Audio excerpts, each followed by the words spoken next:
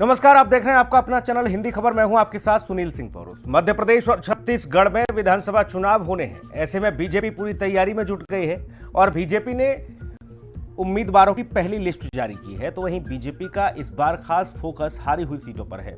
जिन सीटों पर पिछले चुनाव में बीजेपी प्रत्याशियों की हार हुई थी, उन सीटों पर इस बार बीजेपी किसी भी हालत में इन सीटों को गंवाना नहीं चाहती। रिपोर्ट देखिए, फिर चर्चा हो।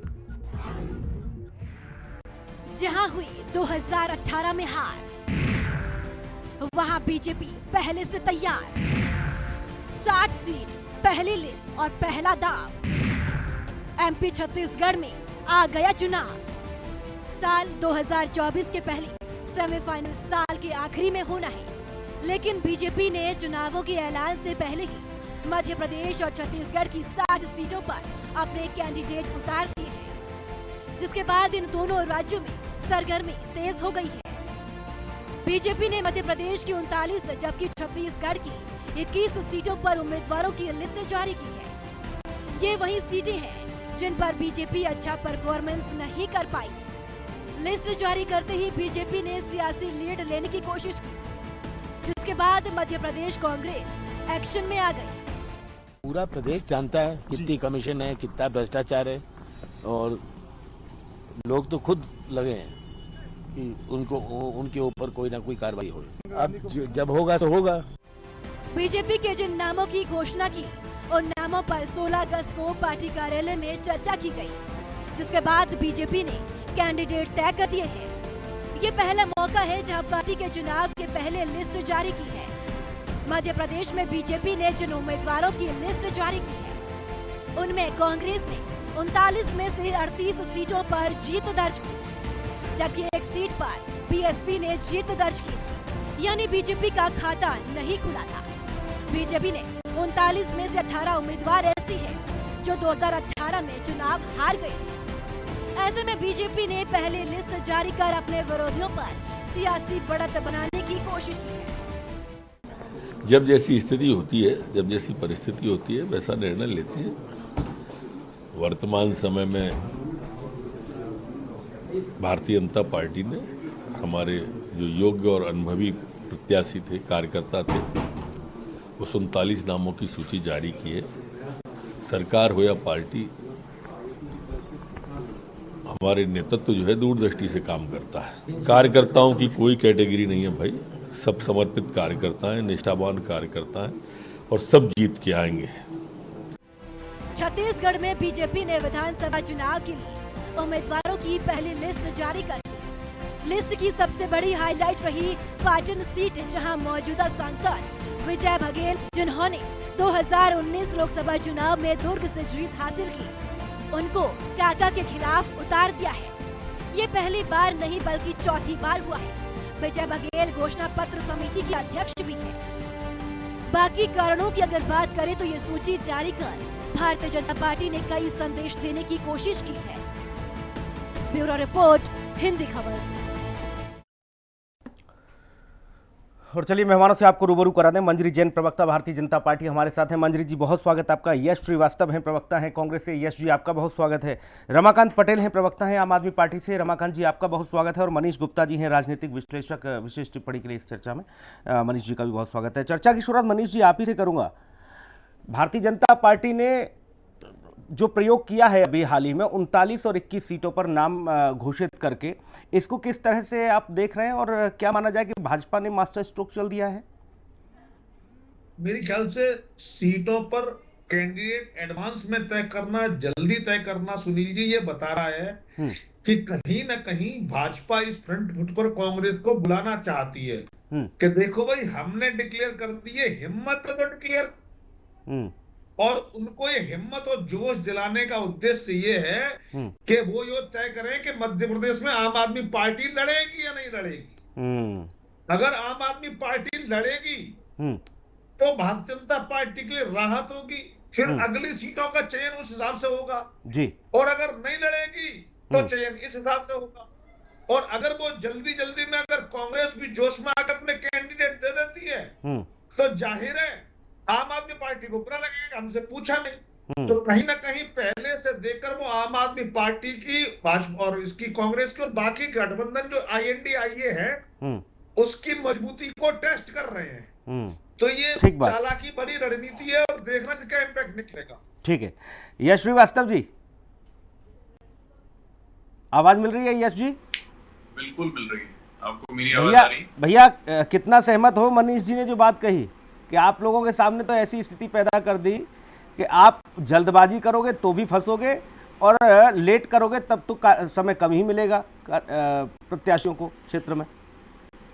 सुनील जी, एक तो मेरी मतलब निवेदन है मेरा जी कि आरएसएस वाले सीधे अपना नाम लगा के क्यों नहीं आते? वो राजनीतिक विश्लेषक, वरिष्ठ पत्रकार, ये प्रोफाइल्स को क्यों खराब करते हैं? सीधे आए हम आरएसएस वाले हैं, तो बात सीधी सीधी हो, अच्छा लगे। खैर, तो जहां तक ये कह रहे हैं भैया जल्दी करोगे तो भी फंसोगे, देर करोगे तो भी फंसोगे, तो वो तो ऐसा है कि कांग्रेस वालों ने जो कुछ भी किया बीजेपी वालों के, आरएसएस वालों के हिसाब से वो गलती किया।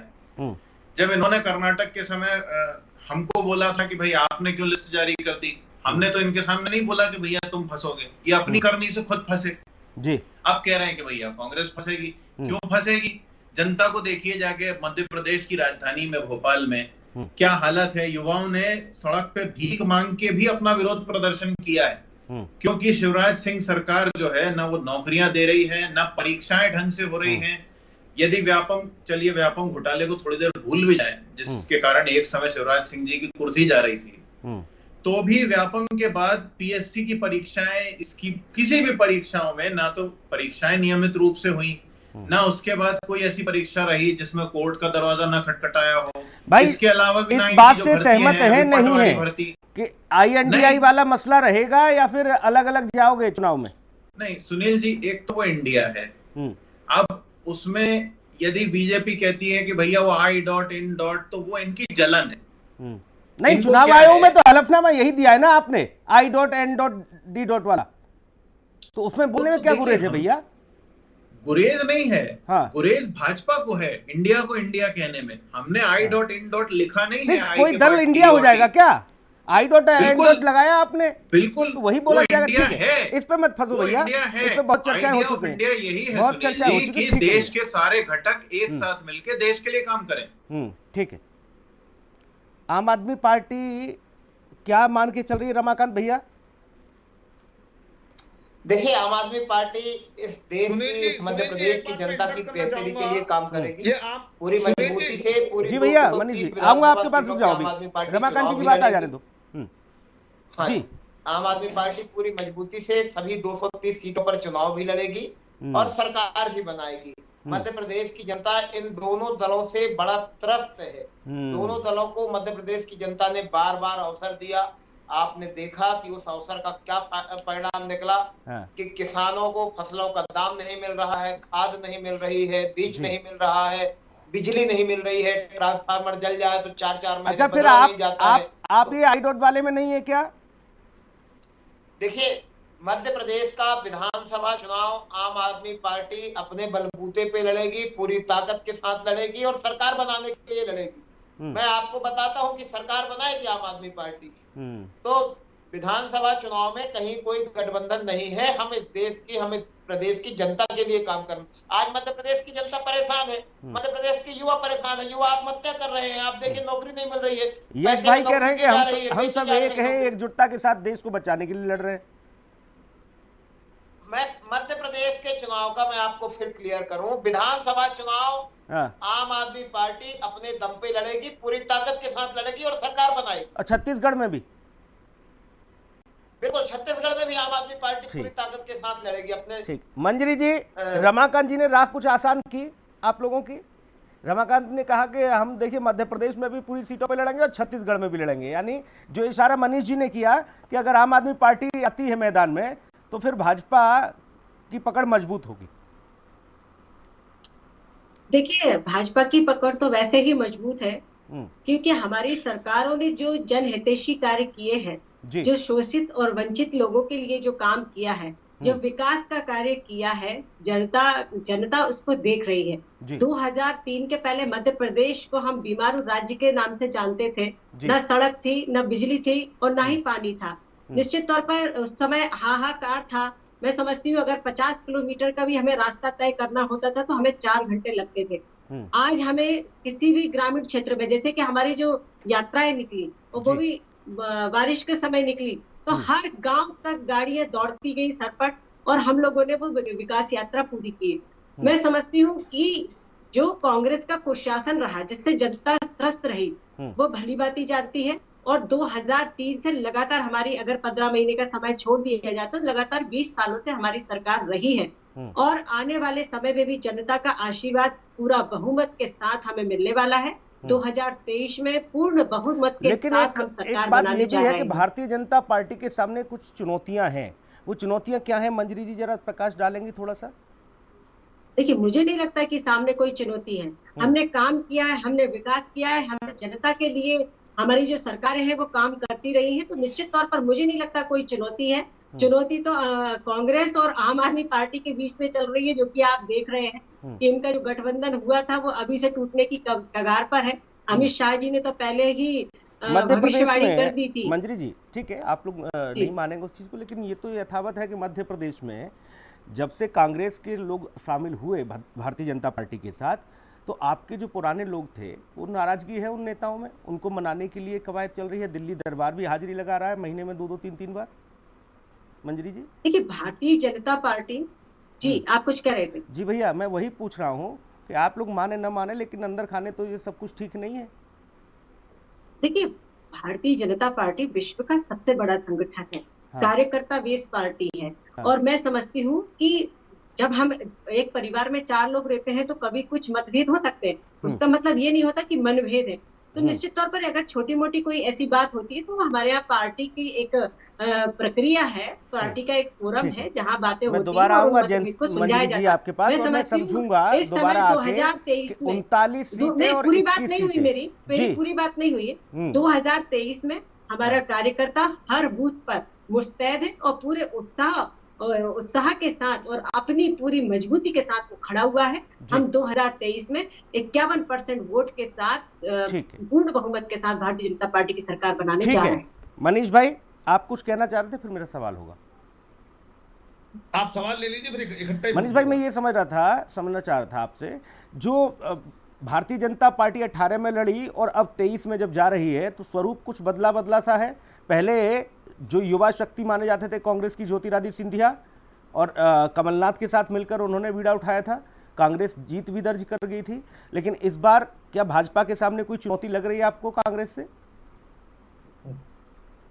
दो बात है भाई। सबसे पहली बात तो भाजपा के सामने एक बड़ा चैलेंज ये है कि इस बार क्या शिवराज जी के फेस पे इलेक्शन लड़ा जाएगा या ज्योतिरादित्य सिंधिया जी को आगे किया जाएगा जी। जहां तक मेरा अंदाजा है कि इस बार कमान सिंधिया जी को मिलेगी, जैसा कि उनसे प्रॉमिस हुआ होगा, ये अंदाजा मेरा है। तो अब चेहरा किसे बनाओगे, ये तो भाजपा के लिए मुख्य बात होगी, क्योंकि राजस्थान में भी इन्होंने वसुंधरा को चेहरा नहीं बनाया है। तो हर बार ये प्रश्न पूछते थे कि आपका INDIA का चेहरा कौन, तो इनसे भी पूछा जाएगा कि MP में आपका चेहरा कौन। तो मुझे लगता है सिंधिया का चेहरा सामने आ सकता है, और ये इन्होंने ट्रम्प कार्ड लास्ट कर ही रखा होगा, क्योंकि सिंधिया जी और तोमर जी के बीच में उतने अच्छे संबंध नहीं है, और दोनों एक ही क्षेत्र से आते हैं, ग्वालियर संभाग से आते हैं जी, तो उसमें थोड़ी समस्या रही होगी। एक बात। दूसरी बात में अभी यश श्रीवास्तव जी ने बड़ी अच्छी सी बात कही, मैं जी करना चाहिए, ठीक है, व्यक्तिगत आक्षेप करने से कोई लाभ नहीं होगा। मैं भाजपा का हूँ या जनता दल का हूँ, इसे जानने से कोई फायदा नहीं है। जो बात मैंने कही है उसका जवाब दो। आपके यहाँ पे जिस तरीके से रमाकांत पटेल अभी कह रहे थे ना कि हम विधानसभा लड़ेंगे, और वही अलका लांबा दिल्ली में कह रही हैं कि यहाँ हम खुलकर लड़ेंगे, इसका मतलब है कि आपकी स्थिति अभी क्लियर नहीं है, और या तो रमाकांत पटेल के पास पार्टी लाइन से क्लियर मैसेज नहीं है, या अलका लांबा की तरह इनको भी मना कर दिया जाएगा कि भाई इनकी लाइन ठीक नहीं है, ये अधिकृत नहीं है। इसलिए मैं कह रहा हूँ, आपके पास पार्टी लाइन क्लियर हो तो बोलो कि आम आदमी पार्टी के साथ आप हैं या नहीं है, नहीं है तो ये बोलो कि हम आम आदमी पार्टी से कंसल्ट करके, कांग्रेस तो कह रही है कि हम हैं अभी, चर्चा करके लेकिन आम तो आदमी पार्टी इलेक्शन भी मना लड़ेंगे। कर रही है कि यहाँ नहीं। मध्य प्रदेश छत्तीसगढ़ में आम आदमी पार्टी सीधे तौर पर कह रही है कि हम सभी सीटों पर चुनाव लड़ेंगे। हमारा जो गठबंधन जो भी हुआ है वो 24 लोकसभा का है, विधानसभा में कुछ नहीं। यही तो मैं कह रहा हूँ। हाँ। अरे कोई गठबंधन हो, हाँ। वो मूर्त रूप में होगा तब बात आगे बढ़ेगी। ठीक बात है। आज गठबंधन के नाम पर कोई भी क्लियर नहीं है। अच्छा, बड़ी केजरीवाल विकट कांग्रेस स्थिति हो जाएगी और फिर तो। सवाल उठा रहे हैं। यश भाई के पास जाऊंगा। यश श्रीवास्तव जी, फिर तो बड़ी विकट स्थिति हो जाएगी। पहले आप रमाकांत पटेल को दिखाओगे कि ये हमारे धुर विरोधी हैं, फिर चुनाव के बाद फिर कहोगे कि ये हमारे मित्र हैं, एक ही मंच पर रहोगे। सुनील जी देखिए, हाँ मैं केवल कांग्रेस के बारे में ये कह सकता हूँ हाँ कि हम लोग शुद्ध रूप से, हमने जो इस गठबंधन को इंडिया नाम दिया, उसका हाँ। हमने जो फुल फॉर्म रखा, हाँ वो हमने पूरी तरह देश की जनता और संविधान को स्थापित करने वाले मूल्यों को ध्यान में रख के रखा। हाँ अब उस गठबंधन में आगे चल के क्या होता है, ये पूरी तरह से शीर्ष नेतृत्व तय करेंगे, हमारे और बाकी दलों के। तो हमारा जो मुख्य उद्देश्य है वो किसी भी राज्य में या देश में देश की जनता का हित है, देश की जनता की एकता को बनाए रखना है, संविधान को ऊंचा रखना, ये हमारा उद्देश्य है।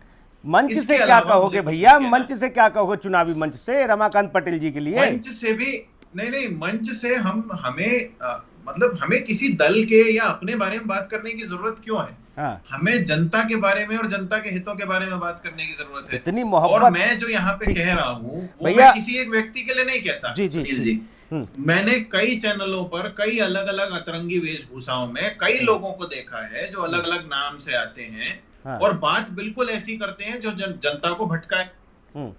कोई पहली बार थोड़ी है जब कांग्रेस कॉर्नर हो रही है मीडिया में, उसमें मीडिया की कोई गलती नहीं। आते हैं लोग, तो कोई भी इसे व्यक्तिगत ना ले कि बहुत बड़ा मास है, बहुत सारे लोग हैं, लेकिन हम अपनी जगह तटस्थ हैं। हम केवल जनता के लिए, लोगों के लिए काम करते हैं। कांग्रेस ने 47 के पहले, आजादी की लड़ाई में 47 के बाद, और अभी भारत जोड़ो यात्रा जो हमारा सबसे बड़ा अभियान था, बिना किसी गाजे बाजे के, बिना मीडिया पे आए, बिना तमाशा किए, और उस पूरी यात्रा में एक भी उपद्रव की घटना नहीं हुई। कन्याकुमारी से कश्मीर तक पहुंच गए। भूपेश बघेल के आगे विजय बघेल है। रुक जाओ भैया, रुक जाओ। अब भारत जोड़ो यात्रा का जिक्र नहीं हो रहा है, अभी तो चुनाव की रणनीति पर चर्चा कर रहे हैं हम लोग। भूपेश बघेल के सामने विजय बघेल हैं, और एक बार विजय बघेल करारी हार दे चुके हैं भूपेश बघेल जी को।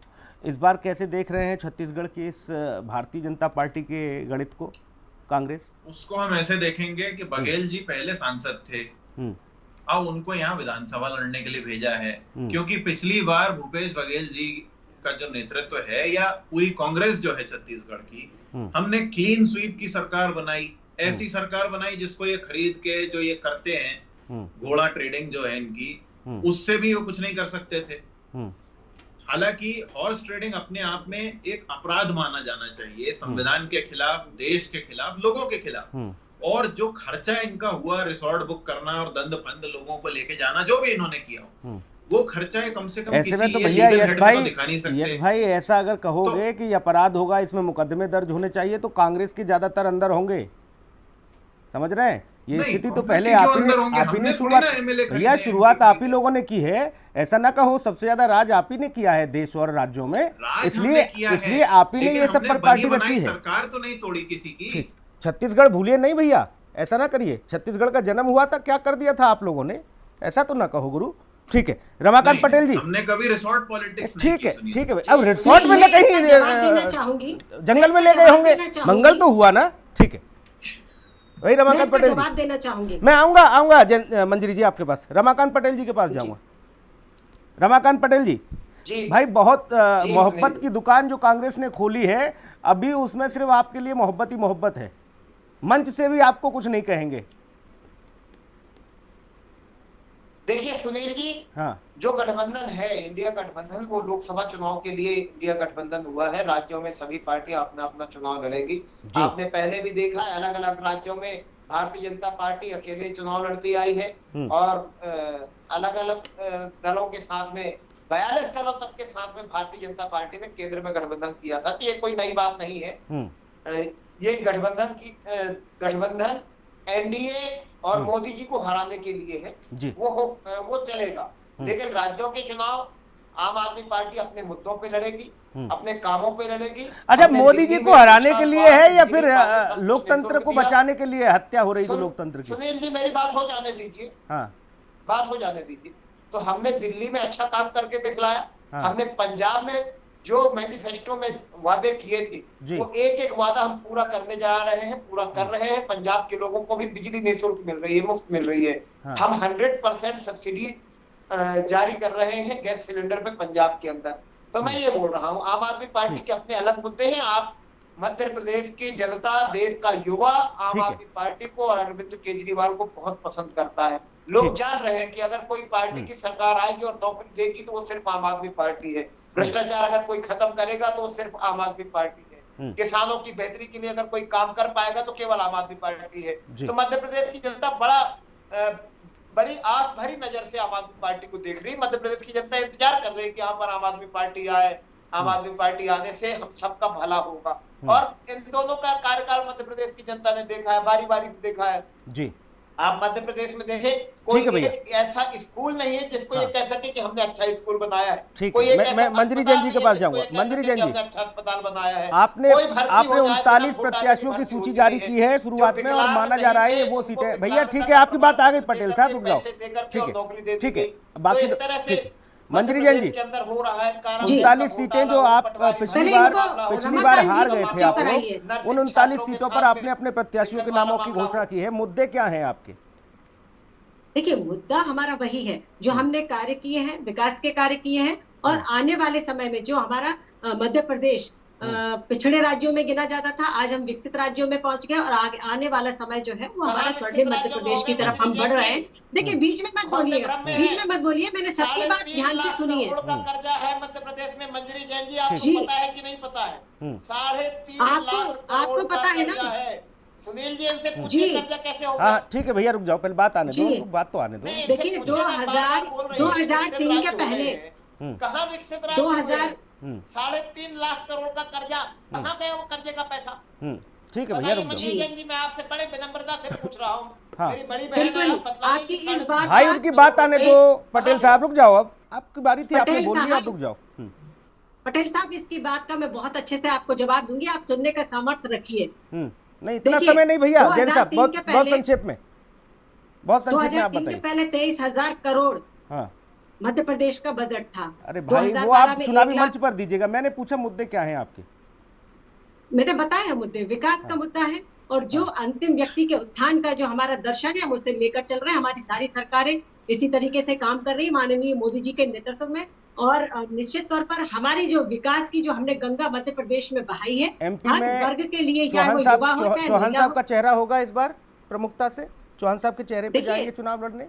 चौहान साहब सामने हैं। इसमें ये जो यश जी कह रहे थे इनका चेहरा कौन होगा, इनके यहाँ लड़ाई है चेहरे की, तो हमारे यहाँ लड़ाई नहीं है चेहरे की। इन्होंने जब 2018 में चुनाव लड़ा, ठीक है, आपके यहाँ लड़ाई नहीं है। ठीक है मनीष भाई, 10 सेकंड मनीष भाई अपनी बात खत्म करें। फिर उनके साथ विश्वास, मनीष भाई 10 सेकंड। ये तो इनकी जी नहीं, मेरी बात नहीं, अभी रुक जाओ। ठीक है, आपने बता दिया आपके पास चेहरा है। ठीक है गुप्ता जी, 10 सेकंड। चिदम्बरम भ्रष्ट थे या नहीं थे, ये आज क्लियर कर दें, बस इतना प्रश्न है मेरा जी। चलिए ठीक है, कुल मिलाकर ये है, एक बड़ी स्थिति तो ये बन रही है दोनों ही राज्यों का। राजस्थान में भी कमोबेश यही स्थिति है क्योंकि हिंदी बेल्ट है ये। और ऐसे में कांग्रेस के सामने, क्योंकि कांग्रेस सबसे दावेदार पार्टी है भारतीय जनता पार्टी से सीधा लोहा लेने वाली, ऐसे में आम आदमी पार्टी जब टाल ठोकेगी मैदान में तो कांग्रेस के लिए बड़ी चिंता की बात रहेगी कि पहले मंच पर आप एक दूसरे को टांग खींचने का काम करोगे, एक दूसरे पर आरोप प्रत्यारोप लगाओगे और फिर जैसे ही चुनाव समाप्त होगा उसके बाद कहोगे कि नहीं ये हमारे साथी हैं, या फिर एक तख्ती हाथ में लेकर जाओगे और कहोगे कि नहीं आम आदमी पार्टी 24 की साथी है भैया, 23 में इनसे हमारा कोई वास्ता नहीं है। ये भी बड़ा सवाल है, इसका जनता जवाब मांगेगी इस गठबंधन से। बहुत शुक्रिया चर्चा में जुड़ने के लिए आप सभी मेहमानों का बहुत धन्यवाद। खास कार्यक्रम में इतना ही, नमस्कार।